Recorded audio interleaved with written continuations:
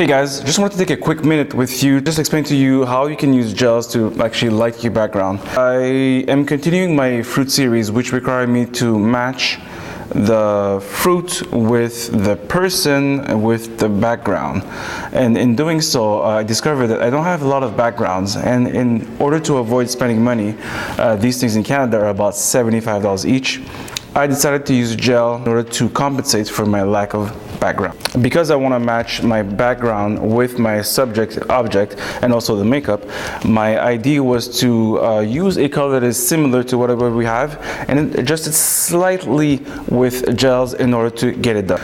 So what I did is I used this, which are flash gels that are made by Flash Gels that go over my 8600. I took this, took it over that, and then corrected the background for whatever color I had. Right now I'll be showing you a quick behind the scenes with and without the flash gels so you can see the difference. As you can see, the background is affected by the color, of course, because they're in the same tonal range, but it was not warm enough. So by adding a flash and then correcting the colors to make it more red, we're getting closer to the pink-ish, red-ish color that is the grapefruit.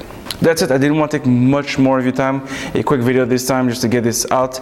Again, I really recommend getting you a set of gels. If you use the 8600, well, these work really well with it because they go around and then they cover the entirety of the gel instead of just being something you put on top of it. And if you want to add more colors, then you can add another gel on top, if like I did. I'll be showing you some behind the scenes of that. So if you have any questions about this setup, fire them in the comments or join our Facebook group, which is called Master the Light Lighting Assignments, for more fun. Thanks for watching, cheers, and happy shooting.